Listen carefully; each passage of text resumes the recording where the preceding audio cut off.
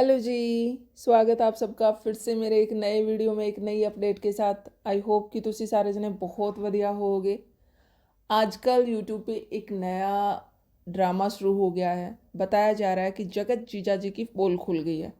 पहली बात तो मुझे ये नहीं समझ आता, कोई भी रिश्ता तब होता है जब वो हो चुका होता है। मतलब कि शादी होगी तो ही जीजा होगा, शादी होगी तो ही भाभी होगी। ये रिश्ते ऐसे होते हैं कि आपकी बहन की अगर किसी के साथ शादी हुई तो आपका जीजा, और अगर आपके भाई की किसी के साथ शादी हुई है तो भाभी। लेकिन यहाँ पे जगत जीजा, मुझे नहीं समझ आ रहा क्यों ये नाम दिया गया है और अब तक इस नाम को आगे क्यों बढ़ाया जा रहा है। अगर शादी नहीं हो रही है तो बात खत्म, भाई अगले का नाम है सुमित महल, अच्छे से लो। अगर अगला तुम पे कोई वो करता है ना, रिएक्ट करता है नाम लेने पे, तो बात समझ आती है। बट नहीं, कुछ लोगों को पता नहीं एक अलग सा ही डर, एक अलग सा ही हवा बनाया हुआ है पब्लिक में कि भाई किसी के भी ओरिजिनल नाम मत लो, आपके ऊपर एक्शन हो सकता है, आप पे कुछ कार्रवाई हो सकती है, आपको स्ट्राइक दी जा सकती है।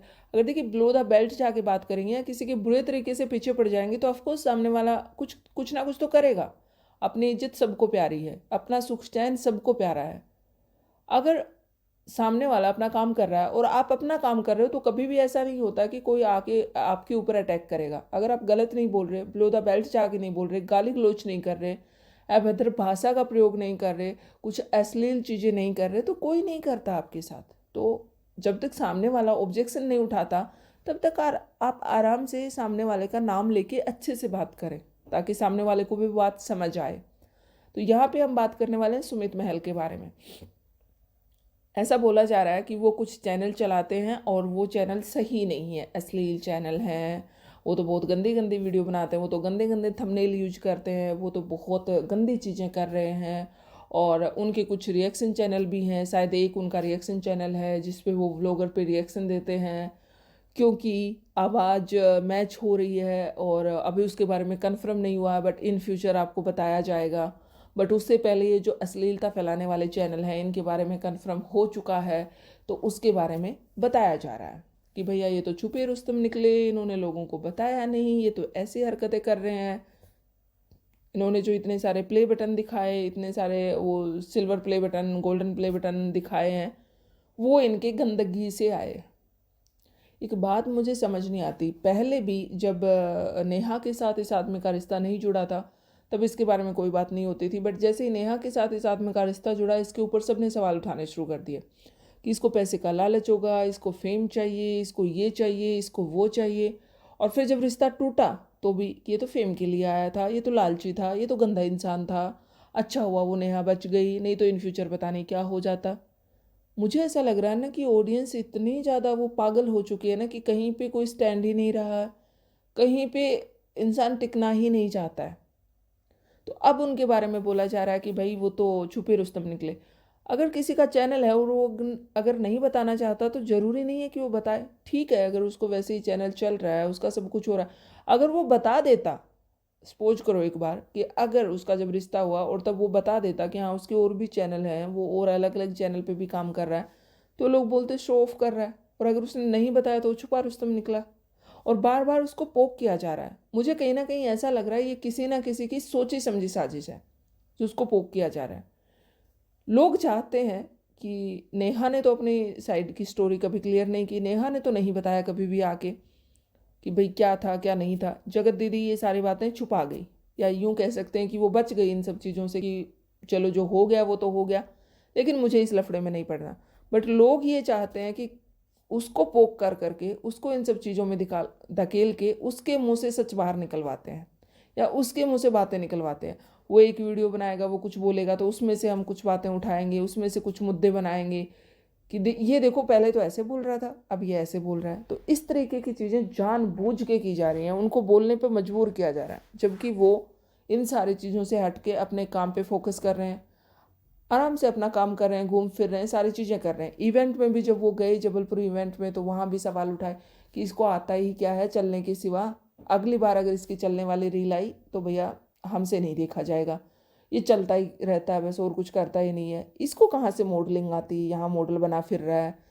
सब लोगों ने वहाँ पे उंगलियां उठाई, ये तो जानबूझ के खुद से वो पैसे दे के ऑर्गेनाइज करवाया गया था, ऐसा कोई इवेंट था ही नहीं, बट ये क्रिएटर चाहते थे इसलिए इन्होंने ऐसा करवाया।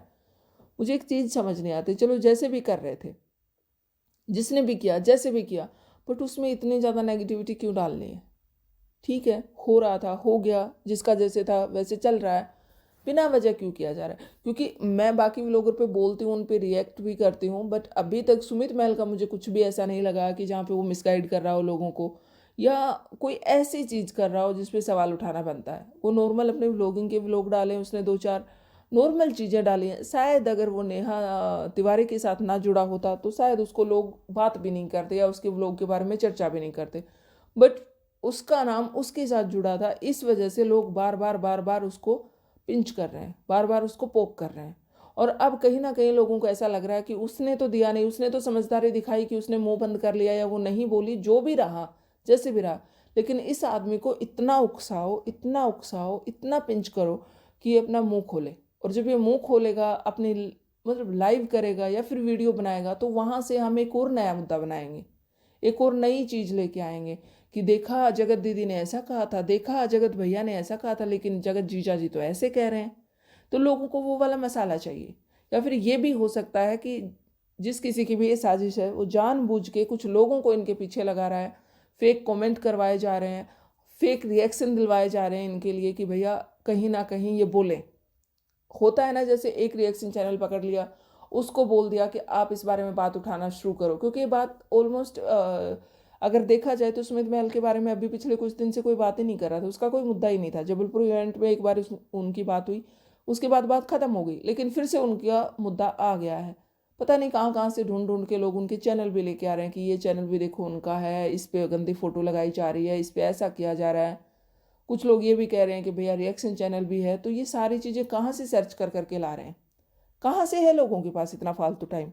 अगर कोई अपना काम कर रहा है, वो भी ईमानदारी के साथ कर रहा है, और साथ में अपने बाकी की चीज़ें भी मैनेज कर रहा है यूट्यूब के साथ साथ, अगर कोई घर का काम करता है या कोई जॉब करता है, हाउस मेकर है या जॉब वाला बंदा है, वर्किंग है, जो भी है, वो अगर उसके साथ साथ अपने यूट्यूब भी कर रहा है, तो उन सारी चीज़ों के बाद उसके पास इतना वेला टाइम कहाँ बचता है कि वो सर्च करे कि किसका कौन सा चैनल है, किसका कौन सा चैनल नहीं है, कौन किसके बारे में क्या बात कर रहा है।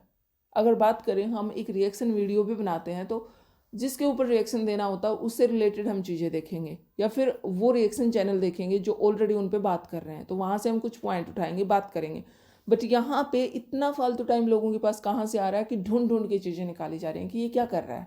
मतलब लोग एकदम से ना ऐसे जासूस बने हुए हैं कि देखो भाई ये कौन सी चीज़ें कर रहे हैं, ये कहाँ अफवाह फैला रहे हैं, या फिर कहाँ पे अपना क्या कर रहे हैं। जो चीज़ सोशल मीडिया पे दिखाई भी नहीं जा रही, वो भी ढूंढ ढूंढ के ला रहे हैं। पता नहीं क्यों, बहुत ज़्यादा हो रहा है ये। बट मुझे नहीं समझ आ रहा कि क्यों किया जा रहा है। मुझे तो घूम फिर के बात सिर्फ इतनी सी समझ आई है इस सारे मैटर में, कि लोग जानबूझ के उनको उकसा रहे हैं ताकि वो सामने आए और वो कुछ चीज़ें बोले। या फिर ये भी हो सकता है कि ये जो कंट्रोवर्सी थी, ये जैसे प्लान की गई थी, उस हिसाब से ऐसा भी हो सकता है कि अब इनका नंबर आया हो कि भाई अब आप आ जाओ और आप आके अपनी बात रखो, ताकि फिर ये कुछ दिन चले। क्योंकि जब सचिन ने बातें रखी थी, तब पता ही है सब लोगों को, 1 महीना 1.5 महीना आराम से चली थी। 1.5 महीने के बाद लोग बोर होने शुरू हो गए थे, बट ये क्रिएटर नहीं हुए थे। और नेहा ने भी जब अपना मुंह खोला, जब उसने भी अपनी बातें रखी, तो 2-4 दिन उसका भी बहुत ज़्यादा रहा था, 1 हफ्ते तक रहा। और फिर बार बार लोग उनसे पूछते थे, आज तक लोग उनकी लाइव में या उनके वीडियो के नीचे जाके पूछते हैं। तो सेम इसका भी है कि जब भाई ये बोलना शुरू करेगा, तब फिर 1 महीना कहीं नहीं गया तो सबके पास कंटेंट होगा, रिएक्शन चैनल के पास भी होगा और व्लॉगरों के पास भी होगा। क्योंकि व्लॉगर भी ऐसे ऐसे देखे हैं मैंने, जो बहती गंगा में हाथ धो रहे थे कि कंट्रोवर्सी में आके वो इस पर रिएक्ट कर रहे थे। कोई रोस्ट वीडियो के थ्रू कर रहा था, कोई वैसे रिएक्शन दे रहा था, कोई वैसे अपना महान बन के बता रहा था कि मैं बताऊंगा सच्चाई, मुझे पता है। तो फिर से ऐसा हो जाएगा कि फिर से एक लंबा टाइम खिंच जाएगा इसमें, और फ़ायदा कुछ भी नहीं होना। फिर से बहुत सारी हेट, बहुत सारी नेगेटिविटी यूट्यूब पे आने वाले, और कुछ भी नहीं होने वाला है। तो मुझे कहीं से भी ये चीज़ सही नहीं लग रही है कि जो चीज़ें की जा रही है वो बिना वजह की जा रही हैं। अगर कोई इससे साइड हो रहा है तो उसको होने दो, कोई फ़र्क नहीं पड़ता है, कुछ खास फ़र्क नहीं पड़ेगा। 1 महीने अगर ये बंदा आ गया, इसका कंटेंट ले लिया, तो उसके बाद क्या करेंगे? तो इससे बेटर यही है, जो चीज़ साइड हो गई उसको होने दो। और बहुत सारे लोग हैं, जो चीज़ें हो रही हैं उनको देखो। आप लोगों का क्या कहना है इस बारे में कमेंट करके ज़रूर बताना। बहुत जल्द फिर से मिलूंगी मैं एक नई वीडियो में, एक नई अपडेट के साथ। तब तक के लिए बाय, टेक केयर।